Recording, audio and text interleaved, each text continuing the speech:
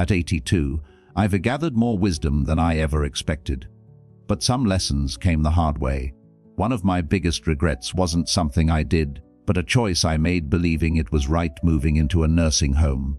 Everyone around me said it would be better, safer, easier, and at first I believed them. But no one told me what I was truly giving up, not just the house I lived in, but the life I built inside it. I wish someone had sat me down and shared the whole picture, not just the promises of care and comfort, but the quiet losses that creep in when you surrender too much. This video isn't meant to scare you, it's meant to prepare you, because before you, or someone you love, makes a life-changing move, there are 6 things I wish I had known. Things that might have helped me make a different decision. Things I hope will help you make the right one. So stay with me to the end. What I'm about to share might just help you protect the most valuable parts of your life: your freedom, your purpose, and your peace of mind. When I first moved into the nursing home, I wasn't in bad shape. Sure, I had slowed down a bit, but I could still cook my meals, walk around the neighborhood, and do my morning stretches without much trouble. I wasn't trying to be an athlete. I just wanted to stay strong enough to enjoy the small things, standing at the sink to wash dishes, climbing the porch steps, tending to a few flowers in the yard. But once I entered the nursing home, everything changed faster than I could have imagined. At first, it felt like a well-earned rest. Meals delivered, laundry taken care of, help just a button away. No more standing at the stove or worrying about slipping in the tub. It all seemed like a blessing. But gradually, I noticed I was moving less. Not because I couldn't, but because I didn't have to. And when your body stops being needed, it stops being ready. The short walks I used to take became shorter still. Some days, I skipped them entirely. My legs began to feel heavy, stiff, and I wasn't alone. I saw others decline too. Residents who once greeted the day with energy now spent hours sitting in silence, their bodies losing strength by the week. I'll never forget of a vibrant woman of 79 who moved in just after me. She loved walking laps around the garden path, always with a bright scarf and a quick smile. "I may be old, but I'm not done yet," she used to say. But within a few months, I saw her begin using a walker, then a wheelchair. "I don't know what happened," she whispered to me one afternoon. "It's like my body gave up on me." The truth is, it's not the body that gives up. It's the system that lets it slow down without challenge. In a place where everything is designed for ease, it's easy to forget how vital it is to stay active. Muscles weaken quickly without use. Joints stiffen. Confidence erodes. And once you stop moving, getting that movement back is harder than you ever expect. If you're considering a nursing home, ask yourself, will you still be motivated to move when there's no need to? Will you fight to stay strong when the world around you encourages rest? Because health doesn't fade overnight. But in comfort, decline happens quietly. And one day you wake up and realize you've lost more than just muscle. You've lost momentum. And that, my friend, is even harder to recover. Before I moved into the nursing home, my days had shape. I had things to do, even if they were small. I made my own breakfast, fed the birds outside my window, folded the laundry just the way I liked. I called my neighbor once a week, watered the garden, and baked cookies for my grandchildren when they visited. They were little things, but they were mine, and they gave me a reason to get up every morning. When I entered the facility, I told myself it would be nice to take a break. No more chores, no more responsibilities, just time to rest. But rest, when it stretches too long, starts to feel like waiting, and then like drifting. Everything that gave structure to my days was suddenly gone. Meals arrived on a tray. The staff cleaned my room. The garden wasn't mine to tend. Even the phone calls stopped coming as often. What I thought would be relaxing began to feel hollow. I wasn't doing anything anymore.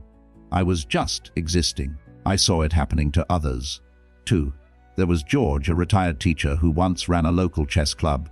He had a sharp mind and a quiet wit. At first, He tried to organize small game nights in the rec room, but attendance dwindled, and so did his spirit. One day he said to me, "I used to feel useful. Now, I feel invisible." Purpose isn't something you can hand someone. It has to come from doing, from giving, from feeling needed. And when everything is done for you, it's easy to start wondering what you're even here for. Without something to care about, your days blend together. I began to feel like a bystander in my own life. I wasn't creating or building or contributing anymore. Just passing time. And time, when it's empty, feels longer than you'd expect. I think many people underestimate how important it is to have a sense of purpose, especially in later years. We don't outgrow the need to feel valuable. If anything, we need it more. If you're thinking about moving into a nursing home, ask yourself what gives your life meaning. Is it your garden? Your Sunday calls with friends? Folding your laundry just so? Because once you move, those anchors might disappear, and finding new ones in a place built around routine and care, not creation and contribution, can be much harder than you think. You can survive without purpose, but you can't thrive without it. When I first moved into the nursing home, everyone made promises. "My weekends are for you," my daughter said, hugging me tightly. "We'll visit all the time," my grandson added, grinning. At the time, I believed them, and for a while, they did come. Saturdays were filled with laughter, warm meals from home, and little stories about the outside world. I felt loved, remembered, but time passed, and so did those visits. Calls began to replace in-person hugs. Messages came in late. "Sorry, Grandma, we're just swamped with work. The kids have soccer this weekend. Maybe next time." I understood. Life moves fast. Schedules fill up. But understanding it didn't make it hurt any less. The hardest part isn't being alone. It's feeling forgotten. I remember sitting in the common room during a holiday. The place had decorations, music playing, staff doing their best to lift spirits. But the thing that stuck with me was the way every pair of eyes kept glancing toward the door. Waiting. Wondering if today would be the day someone remembered them. There was Nora, who used to get cards from her son every month. Then they stopped. She said maybe he changed addresses, or maybe he just got busy. But I could see it in her face. She didn't believe it. The truth is, when you're no longer visible in someone's everyday life, it's easy for them to assume you're okay. Out of sight becomes, slowly and painfully, out of mind. And it's not that they stop loving you. It's just that life gets loud, and you, quietly, begin to fade into the background. One evening, I sat on the edge of my bed with the phone in my hand, debating whether to call my son. I hadn't heard from him in a few weeks, but I didn't want to sound needy. I didn't want to be a burden, so I placed the phone back on the table and stared at the wall. That silence. It's louder than any noise you've ever heard. If you're thinking about moving into a nursing home, or helping someone you love make that decision, please ask yourself, will the connection stay strong when the distance grows? Will your presence still matter when you're no longer part of the daily routine? Because once you're gone from the house, from the neighborhood, from Sunday dinners, it takes effort to stay remembered. And not everyone is willing or able to make that effort. When I first moved into the nursing home, I told myself it was just temporary. Give it a few months, I thought. See how it feels. If it doesn't work out, I'll just go back home. What I didn't realize was how hard that just go back would actually be. At first, it felt like a safety net. My house was still there, my room just as I left it. But as weeks turned into months, small changes started to happen. My daughter donated some of my things. "You won't need these anymore, Mom." My son talked about renting the place out, just for a while. And little by little, my home stopped being mine. But it wasn't just the house that changed. I changed. Living in a place where everything is done for you softens your edges. You don't cook, you don't clean, you don't walk much, and slowly, your independence erodes. Quietly. but completely. I remember the day I seriously thought about leaving. I looked around the nursing home room that had become my world, and I whispered to myself, I want out. But then I tried to imagine what that would look like. Could I manage the stairs, the groceries, the doctor's visits, the isolation? And the scariest part wasn't the logistics. It was that I wasn't sure I could do it anymore. My confidence had slipped away just like my belongings had, not because anyone took it from me, but because I let go of too much too fast. I spoke with others who felt the same. There was Leo, who came in after a fall and told himself it was just for rehab. 2 years later, he was still there, his home sold, his savings gone, and no clear path back. You see, no one tells you how sticky nursing homes are. Once you're in, everything outside starts to feel distant. Your support systems shift, your home changes, your body adjusts. And suddenly, leaving feels like climbing a mountain with no map. If you're considering a move, ask yourself this: what will you need if you decide to go back? Is your home still truly yours? Will your family support that choice? And most importantly, will you still have the strength, the will, and the resources to make that move? Because the truth is, it's easy to walk in, but not so easy to walk back out. Privacy is something you never really think about until it's gone. At home, I had space. I could close the door, enjoy silence, or play music as loud as I wanted. I had a bathroom I didn't share, a closet that held only my clothes, and a daily rhythm that felt like me. But when I moved into the nursing home, all of that changed. It wasn't just about sharing a room, though that was difficult enough. It was about the constant presence of others, staff coming in and out without warning, room checks at odd hours, assistants helping with things I'd done privately my whole life, getting dressed, bathing, even using the toilet. I know they were doing their job, and I appreciated their kindness. But appreciation doesn't make it easier to give up your dignity. There was one morning I remember clearly. I had just woken up and was trying to get dressed when a nurse walked in. She smiled and said, "Time for your meds." She didn't knock. She didn't wait. In that moment, I didn't feel like a person. I felt like a task on someone's list, and that feeling over time starts to chip away at who you are. I was lucky to have a respectful roommate, Maya, a soft-spoken woman who always made space for me. But not everyone is so fortunate. Some residents had roommates who were loud, difficult, or dealing with dementia-related challenges that made peaceful rest nearly impossible. One woman told me, "I haven't had a full night's sleep in weeks. I feel like I live in someone else's chaos." Even meal choices felt like control slipping away. If you didn't like what was on the menu that day, well, too bad. Want to shower at a certain time? Only if someone is available. Need to use the restroom urgently? You might have to wait. And that's the hardest part. You wait often, and not just for services. You wait for privacy. You wait for the rare moment when your time, your space, your decisions are your own again. Living in a place where your routine is built for efficiency, not individuality, slowly erases your sense of self. You stop feeling like you become the resident in room 203. If you're considering a nursing home, ask yourself, how much privacy are you willing to lose? Can you accept someone else dictating your schedule, your space, even your bathroom breaks?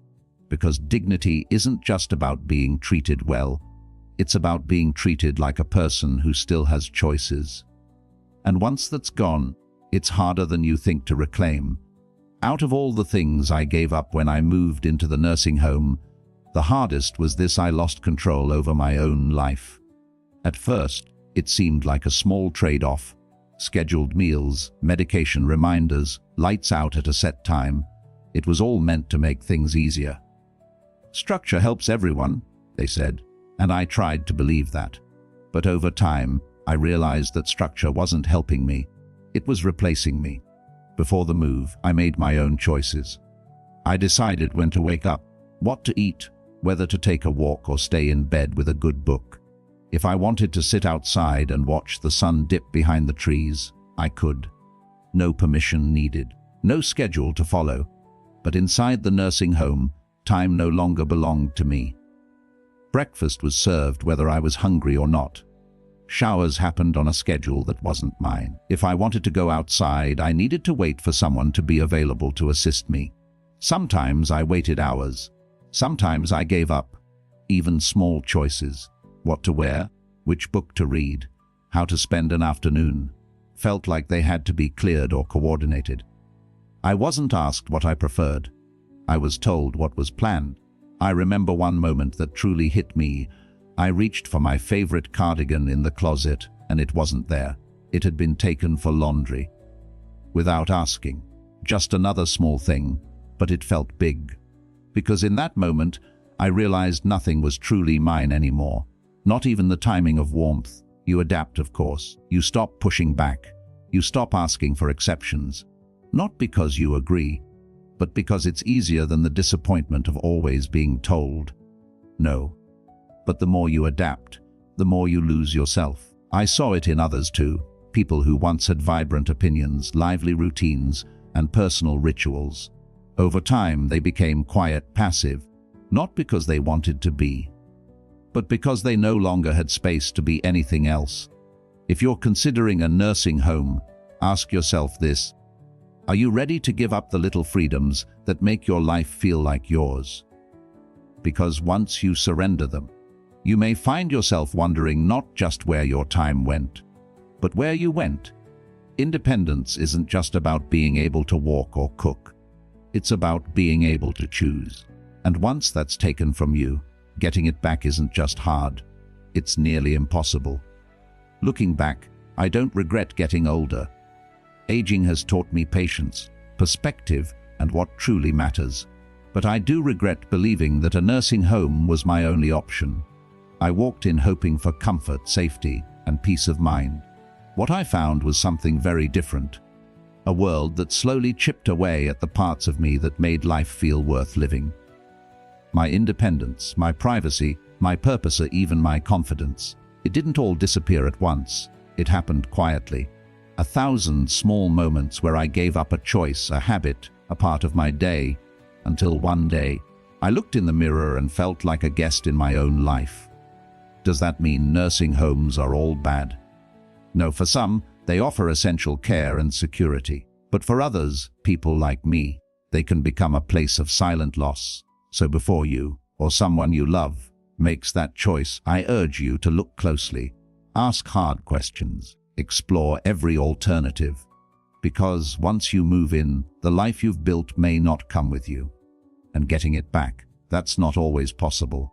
If I could do it over, I would have fought harder to stay in my own home. I would have looked for support, home care, community resources, even part-time help, before giving up everything: your life, your rhythm, your freedom. They're worth protecting for as long as you can.